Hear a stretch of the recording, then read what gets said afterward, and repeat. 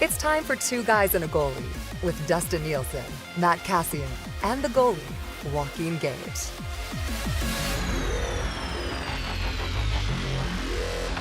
Hey, happy Thursday, everybody, and welcome to another episode of Two Guys and a Goalie, brought to you by CoolBet. If you've not yet signed up for an account on CoolBet, you know where you can do that. Just hop online, coolbet.com, use the code 2GUYS, the number 2 in the word guys, and you get a 100% deposit bonus on your initial deposit up to $200. Nielsen, Gage, and Cass back with you once again on the Nielsen Media CoolBet Network, episode 269. And we got a lot to get to coming out of the game last night. Interesting twist at practice today for the Edmonton Oilers as well. We got lots going on here. Gager, I know it's an emotional week for you. Formula One wrapping up. I don't know if you guys, did you watch the new episode of Andor that dropped yesterday? You did already? I haven't watched it yet. I haven't watched it yet either. No, I wanted to watch the Gager. hockey game. So Jesus, yeah. You guys. I get all ready to talk about man. this, and that's terrible. Yeah. Is it good? Oh. Is it the best one yet? Yeah. Oh my yeah, God. it is. It is, because there's a part in there what I wanted to talk to you guys about, and I can't do that. Okay, well, we'll have to text about it later. I'll watch it Yeah. tonight. I'll put it on the schedule tonight. We'll definitely get to that. But yeah, late hockey game last night. I thought about it. Like after the game ended, it was like 11:07 or whatever. I was just like, no, I shouldn't. I should probably go to bed. I'm only going to sleep 4.5 hours anyway. So, all right. So there's lots to get to from last night's game. Hey, if you're watching on the live stream, feel free to chime in the comments section. We'll get to a few of your comments. If you've not yet subscribed over on YouTube to the Nielsen Media YouTube channel, you can do that. We're streaming on there right now as well. And of course, on all your podcasting platforms, Spotify, Apple Podcasts, iHeart, wherever you get your podcasts, subscribe and tell your friends about Two Guys and a Goalie. All right, Cass, let's start with you, buddy. Biggest takeaway from last night's loss to the Kings. Let's start there, because I got 4 or 5 things we can talk about, but what was, like, issue number 1 for you last night? Got to get shots through. I think that's issue number 1. Your big guys got to be big guys in big games. That's issue number 2. I don't think your top guys were good enough. I think they let the LA Kings get to them and frustrate them and slow them down, and they couldn't find a way to overcome it. Those to me are the two big takeaways from it. All right, let's quickly get to Gager. Gager, give me your 1 or 2 takeaways, and then we'll kind of dive into all of it together here. I liked the Kings. I thought I found that game enjoyable to watch, to the fact that I thought the Kings played a great game. It's amazing what 2 players injected into the lineup from last year with Arvidsson and Doughty, the difference that those 2 make. 2 big pieces. Huge pieces. And everyone's talking about I like the fact that there was some pushback from the Oilers physically. I thought they were way more engaged and had a little bit more of a mean on in that game. And I know it didn't work out well for them, but I found the game kind of enjoyable to watch, because it was a different dynamic of how the Oilers have played over the last little bit. And it was something that, man, when you do inject Evander Kane into that, if we look into that game becomes completely different. So I liked the game, to tell you the truth, Dusty. I know there's a lot of things that happened, but I liked the physicality and the meanness because that's something that I don't think the Oilers have shown throughout all their games this year, is a willingness to kind of go after some guys and play like pricks. Cass, where do you come out on that? Because that's one of the discussions that popped up on Twitter last night. I don't know if you guys said it on the post game last night. It was on my show this morning, and it was mostly the neon Edler, and then Nurse hops in, and without Evander Kane, the team doesn't have enough toughness. Gager just kind of mentioned he didn't mind some of their pushback and toughness last night. Cass, where do you come out on that? What did you see last night from that aspect of it? What do you mean by toughness? Is toughness just fighting guys? Is that because no one's going to be fighting? Well, Gager, what'd you think? Anger, like not like being pissed off and grinding a bit harder, they looked like they wanted to like rip someone's face off. Like yeah.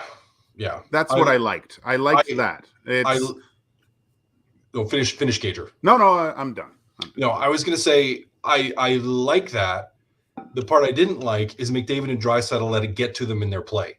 So it wasn't just we're gonna push back. It affected them to where I think they were off their game in terms of creating offensive opportunities. I do like a pushback. I do like emotion, and I thought that some of the players like Puljujarvi, I thought did a decent job of being physical, being on the forecheck, Getting to the net a bit. Getting to the net a little bit. I thought he could have got to the net a little bit more and created a little bit more havoc there. Costin was really physical. I mean, we saw a physical game from him. Vogel was still physical. So they had some of that pushback, and I like that. But I think mentally there still was some issues where they let it get to them.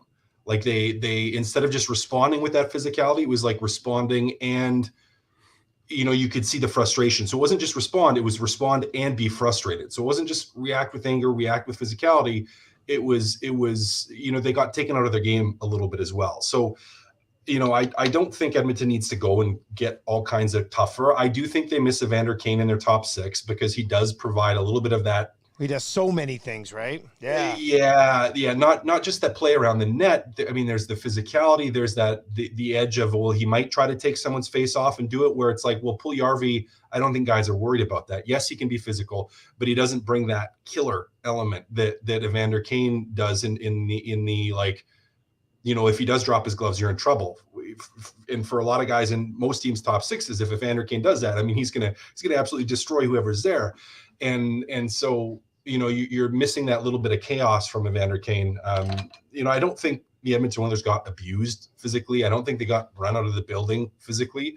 But I do think LA did a great job. And it's a combination of that physicality and the style that LA plays that they got McDavid and Draisaitl off their game.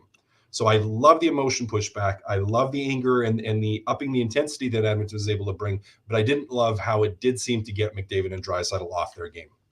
Maybe I'm just glad I saw it.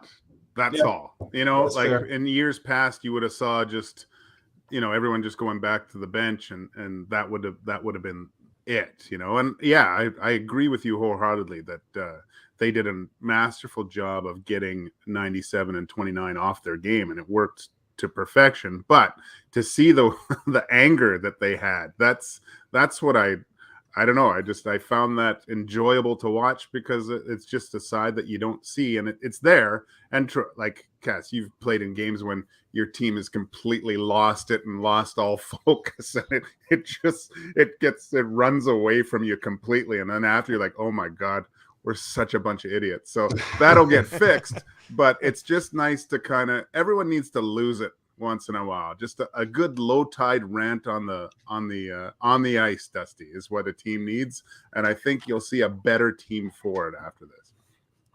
Yeah, I'm fascinated by that whole discussion. Like, I know on the broadcast last night, Struddy and Stoff were in there, and Stoff was talking about bringing in a guy who can drop the mitts and fight. Now, like, Evander Kane has proven that you don't need to fight to intimidate people. Evander Kane hasn't fought once as a member of the Edmonton Oilers, and he goes out of the lineup, and people are like, they're lacking toughness. No, they're lacking a prick who's willing to get in people's faces, and that's what Evander Kane can do while burying 30 or 35 alongside Connor McDavid. Cassie, overall, so I think like that general discussion kind of gets grouped into team toughness. What is team toughness in the National Hockey League nowadays? Because in 2022, it's a hell of a lot different than it was in 2010, and that was different than it was in 2020, and that was different than it was in 1985. Yeah, it's totally different. I mean, team toughness to me is that being able to engage in that physicality, being able to run guys over and remain disciplined while doing so. That to me is team toughness. Yes, I think there is a component to someone gets run over, you need guys to know that if something goes crazy, your teammates have your back. Yes, you need to have that. I think team toughness has changed more into tough to play against. And if you want to say for some of the Oilers that they need to get a little bit tougher to play against and therefore need more team toughness, I would agree with you. And I would say that's, on the defensive side with their defensemen, I think that's something that's lacking a little bit. And I think in their top six without Evander Kane, that's something that's lacking a little bit. So I think it's fair to say that they need to do that. Now, to say that they need to go out, and I think it was Zach McEwen was the player that got McEwen's the name that keeps popping up, yeah. Yeah, and to me, I'm kind of like, okay, well, he's still not going to be going out and fighting guys all the time. Are you going to be better served by sending Dylan Holloway down and bringing, someone up that can, like a Brad Malone, that can play a little bit of a grittier game and maybe add to some of that team toughness more difficult to play against. I think you could maybe do it that way because McEwen's not going to play in your top 6. Like he's not. Yeah. So what kind of an impact does he have? I don't know. Yeah, we'll see how they rally here after this huge game against the Golden Knights on Saturday. I mean, as far as the level of physicality in this game goes, Gager, what do you think of the play by Edler on McDavid? McDavid did practice today, so if you're watching and you haven't seen the updates in practice, McDavid practiced, and we'll get to more on a unique practice strategy from the Oilers in a little bit. But Gager, what do you think of that Edler knee on McDavid last night? It was a dangerous hit, but you could see before Edler kind of widens his stance to kind of make himself as big as possible. But the thing is, if that's the first time, then he does that all the time. Like that leg comes out and clips guys. So it's a dangerous play. I mean, I don't like it. I'd like to see guys lead with their shoulders and upper body instead of their legs for initial point of contact, I think. And I don't think he's so old. You're not going to change anything. That's the way he hits, right? That's how he was doing that in his late 20s, right? Yeah. So he's not going to change now until he's just going to get suspended when someone gets really, really hurt here. And hopefully it's not a player that means a ton to their team like Connor does. Cass, I didn't think it was horrible. Like I didn't like it. It's not like I liked it. I was like, I wasn't like. Did I say horrible? I don't mean horrible. Okay. Well, he didn't throw his knee out, right? Like, that's not what happened here. I didn't think it was like he went in to try to say like, oh, I'm going to clip this guy. Like I don't think that was it. Now, I didn't recall when I was talking about it in the post-game show. We got reminded a lot that he has a history of doing it. And I was like, I didn't think, like, I know Hyman has a history with it, but I didn't think he had that much of a history with it. So I get where people are upset and frustrated with it, but I didn't think it was like, I don't think it was as awful as everyone was saying it was. And even the Oilers were saying it were. Now, you're going to rally around your captain. You're going to stand up for him. I expect that. I would have been saying the same thing. I would have been screaming bloody murder, wanting to hop the boards and go grab Edler and just take an instigator, take the 2-5 and a 10 and be done with it. But I don't know. I think it was a little bit of an overreaction. Happy it's okay. Could have been much, much worse than it was. If it's Kulak on Philip Deneau, people are like, people probably shouldn't have done it. But it's a guy with a reputation on Connor McDavid. If Connor McDavid was injured, Gage, do you think he's suspended today? Oh, yeah. Yeah. For sure. Yeah. That's just how they operate in the National Hockey League. That's right? Yeah. It is what it is. But no, it was a bad hit. I mean, there's a progression of those things, I think, when they happen. Like, there's one that's really dirty that you're going in there trying to stick your leg out and do it. The second one is a reach at the last moment. Sometimes that you go, oh, he's going to get past me, and you kind of try to get, and it's a little bit of that accidental on purpose thing. And the third is kind of what Edler does now, is because he's old and can't move as well, as he just does the whole spread eagle in there. And if he clips him, he clips him. That's the best way to describe it. I was like, and the third way has to be what Edler did. Like, yeah, that's a tough one. All right. So on top of all of it, the Oilers were outshot again in the first period. In their last 4 games, guys, they've been outshot in the first period 63-28. And this is not just a last 4 games issue. I mean, I went back 4 games because I was just like, man, it seems like it's really kind of creeping up again here. But it was earlier in the season. It was last season. It was Dave Tippett. We were probably discussing this with Todd McClellan back in the day. Cass, what is it about this team? Can you have, like, give me, I don't even care if it's bullshit. Like, give me some sort of reason that they start so poorly on a regular basis. You got nothing. I got nothing. Nobody's got anything. I don't understand it. And the thing that drives me crazy with it is that they are such a better team when they score first, more than most teams, because it forces other teams to open up against really defensive teams like LA. If they score first, well, they don't have to take any chances. They're going to protect the puck. They're going to go into game management mode and try to just time it when you make mistakes instead of trying to actively having to create offense. It baffles me. it has continually baffled me for the last 2 seasons why their starts are so slow so frequently. Because, then usually when they work their way into a game and when they get going, it's like, oh, this is a really good team, but they don't look like it at the start of hockey games. And I don't understand it. I mean, and then that goes back to allowing first goals in on shots that are like the first or second shots in the game for years now. So yeah, I got no answers for you, Dusty. I don't know if the coaching staff does either, because I don't know. I don't know what the problem is. Gager, give me something. Give me something here. Probably a bad pregame mixtape. Probably listening to like too much Enya. Too much Enya before the game.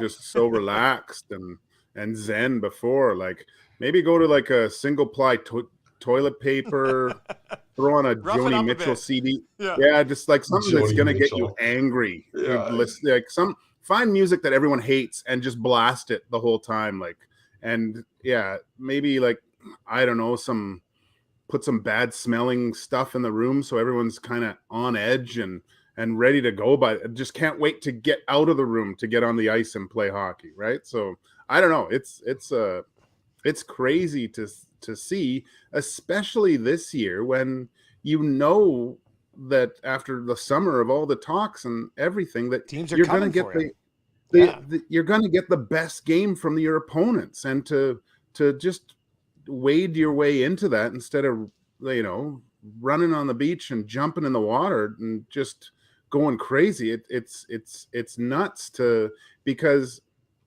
looking at that game last night and seeing how the Kings play, it's not like the Oilers can't play that way. I think they have more skill to be able to play a stifling kind of fast, aggressive hit, finishing your checks, things like that. And they have to start making difficult on teams, Dusty. Like they play to the level of their competition all the time. They don't play at the level that they're capable of on a consistent basis. And I don't think there's many teams that can keep up doing it that way. I have a theory. Okay, this is my theory, and this is probably not even like a brilliant theory. This is probably just what's happening. But this is a team that has a bunch of guys who kind of wait around for McDavid and Draisaitl to get it going for you. And then McDavid and Draisaitl are guys whose game is primarily based on skill and power plays and getting going from that aspect of it, that I feel like McDavid and Draisaitl, I don't want to say rely too much on their skill early in games, because I don't even know what that means. But I feel like everybody else is waiting around for McDavid and Draisaitl to do it, and McDavid and Draisaitl might not just be great starters themselves, and all of a sudden the whole team is trailing from behind. Like, I feel like it has to start with those two guys, or I mean, if not, you sell Derek Ryan and Shore to go out there, start the game, and I mean, go around and try to hit everything. I don't know what to do, but I feel like everybody else is waiting for McDavid and Draisaitl to get going and get started. And maybe those high-end skill guys just have a motor that operates different way at the beginning of a hockey game. Cass, could that be what's happening? Like, yeah, it's an interesting thought. Interesting thought. But I'll take it. Yeah. I don't know. I got to chew on that a little bit, Dusty. Yeah. I got to chew on that. Like, I can't sit here and say that I disagree with you, but I'm trying to be like, okay, well, what percentage of it is that being an issue? Because you still do have other guys that have gone out, and we've seen that where you've had like a third line that's going decently, that's playing decently. Now, maybe you add in that, your third and fourth lines typically don't play as much as the top two as is on a lot of teams in terms of minutes and 5-on-5 minutes. Maybe because the Oilers have been so penalty prone that those guys have got taken out completely. I don't know. There's so many layers to it. I don't know. So many layers. Gage, did you buy into what I'm selling at all? Yeah, I think there's a component to that, Dusty. But like good teams, their leaders, if they're not rah-rah, they lead by example. I mean, not everyone can dart through 4 players and score a goal or send backhand sauces cross ice to hit a guy for a breakaway. But you look back, and if you just look back to the playoffs, I think wasn't it Game 7 where Connor McDavid came out and blew up Jersey, or against the Kings? I can't remember. It was It in was in the corner. It was in the corner. He came in, popped him. I think that was game 7. Blew someone up right out of his skates, and that changed the way everyone else played. And everyone go, if he's doing that, I have to do that, right? And I think there's an element, and I'm not saying that Connor McDavid needs to be dumping the puck in and banging guys on the forecheck, but if you look at the worst way to start a game, though, buddy. No, I think there's something to it, because when you look at the goal in the second period, Draisaitl goes crazy to try to hit Doughty. We get another hit by McDavid in the other corner, and it frees up, and they score a goal off a very aggressive forecheck by two of the best players in the league. So if I hate to, but when you don't see your top guys doing it, if everyone's not doing it, it's weird. It makes it weird for why guys go, oh, I got to do that. And everyone has to be on the same page, I think, to start a game where we have to play at a very high level. And we just, like you said, Dusty, they just play to the level of the other teams and see how the game's going to go and then adjust to that. You know what did come out of this? Not that we solved anything, but as we were talking about this, I just had a song idea pop into my head for the Nielsen show. You know that it's a remix right now, but it's an older one. Elton John and Dua Lipa. That's that cold, cold heart. You know, slow starts. What's up with you? Something like that. Like, I think that works, because those slow starts aren't going away anytime soon. So I might have to bang that one out. That could work. These slow starts. Elton John remix. I'm going to make a note of that right here. Brilliant. We're on to something. All right. So today they practice, and they had the forwards on one sheet of ice at the main rink. And then they had the defensemen over at the community rink. And then I think I saw Rashad just tweet that partway through they switched, and the D went over to the other rink, and the forwards went to the downtown community rink. And Cass, all I can think of, and you guys can talk to like strange practice, all I can think of is, and Jay Woodcroft apparently wasn't on the ice with either group. He was watching at the community rink. All I can think of is we sit here and talk about slow starts and changing up routine or something, and that's what they're doing here? Because what else would this be from a practice perspective? You are 100% changing the routine, doing something different to try to break a cycle of monotony. Like you're trying to change it up and just do something different, get out of habit, trying to do a little bit of a reset. Absolutely. Without question, that is what they're doing. Has to be, because I mean, in all of your professional hockey practices, did the D-men ever go on one rink and the forwards go on another? Would it happen once in a while? Yep. For the same reason, or for other reasons? Yeah, I mean, same sort of thing. Like you might have something to work on. Maybe you've had a whole bunch of practice days in a row. You've played less games, which is exactly the situation the Oilers are in, and they're just trying to do something different. Like you're mixing it up. You're trying to, again, like a lot of times, because you're playing so many games, like you don't have everyone out for practice. You're doing the same drills over and over and over again, and you're trying to do something to break the cycle. That is all this is. I want to see them do it like we do at U9 and U7, and put the black like barriers across the middle. Defense on this side, forwards on this side. Let's get to work. Gager, what do you think of the switch up? Yeah, we'll see Saturday, I guess, Dusty. Maybe this is one of those sandpaper things that make guys a little bit angry that they had to walk over to the community rink to skate and be a little bit more agitated before the game. Maybe throw in a pregame skate, mandatory pregame skates to make everyone a little bit, I don't know. Mandatory pregames. Yeah, maybe. Like, Cass, where do you come out on them? There's only a handful of guys that go out. Mandatory pregame? Do you get to that? Maybe. If they lose to Vegas, they're 9-9. Yeah, you gotta. If they have another bad start, maybe is that one of the few triggers you have left to pull. Yeah, maybe you do. Guys wouldn't like that very much, but you don't like being like 9-8 or 9-9 if they lose. If you want to change it up and get better. Yeah, that's right. Yep. Gage, what were you telling us before we came on here? What was that practice? What'd you guys do overseas? When I was playing in Sweden in Djurgården, there was one of the breaks, one of the cup breaks, and we joined with another team, Sototelia, down the road, and for a specialty teams practice. So they came to our rink, and it was kind of weird with two teams on the ice, but we would have their number one power play and penalty kill on either side, and we practice our power play against their penalty kill, and on the other side was the same thing. And it was the oddest kind of thing to be on the ice with another group of, like, a team that you compete against on a regular basis. Like, you don't like half of them.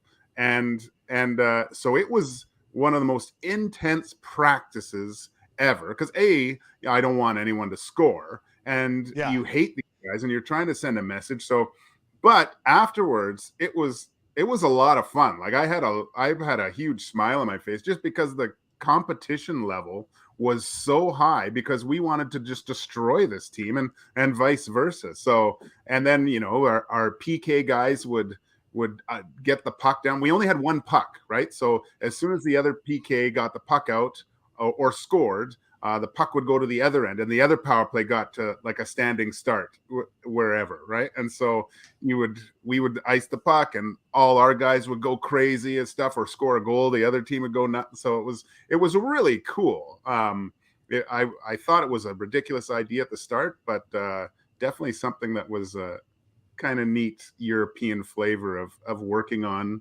specialty teams. Yeah. Okay, so we've got it. Battle of Alberta joint practices. Flames, Oilers, let's go. Oh, you could sell that. Get both teams back on track. Yeah, you could sell that. Meet in Red Deer, bike racks, 330, Red Deer, and go at it. You could sell that out, pay-per-view, watching that for an hour. Oh my God. There's one person you wouldn't have to convince. Fights the whole time. Daryl Sutter is ready to go. Daryl Sutter is ready to go. Yeah, for sure. That would be great. All right, that's going to do it for another episode of Two Guys and a Goalie. Thank you very much for watching or listening, streaming, however you consume Two Guys and a Goalie. We appreciate it. Tell your friends and buddies about it so they can check it out as well. You guys got big weekend plans? I'm flying to Regina for Grey Cup this weekend. What do you guys got going on? You goddamn know what I got going on this weekend, Dusty. Formula One, final race. Sebastian Vettel. How dare you even bring that up, right, Gager? Yeah. Catherine, will you sit around looking at that beard, giving it a good stroke, or what? Yeah, just giving it a good, maybe trim it a little bit, maybe brush it a little bit, put some beard oil in, that sort of thing. So self-care. That's only a couple hours. Yeah. I am looking forward to the game Saturday night. That's going to be a good measuring stick to see actually where the Oilers are, and I think they excited win that one. To see I want to see Eichel and McDavid now full on going up against each other. Those are cool. Get the cameras out, get them taking a face off, get it signed, and that'll go up in the wall. Well, if they get pumped by Vegas, like I just said, I think they win that one. I said yesterday on my show, I had a bad feeling about that Kings game, but beating Vegas totally seems like a McDavid Draisaitl thing to do. But if they don't, we got a really good episode locked and loaded for Monday, boys. That's all I'll say about that. All right, enjoy your weekend, everybody. Thank you very much for being here. As always, Two Guys and a Goalie brought to you by CoolBet. Stay cool, bet responsibly, but if you are betting, do it over at CoolBet.com. See you later, boys. You better watch Andor. I will. We will.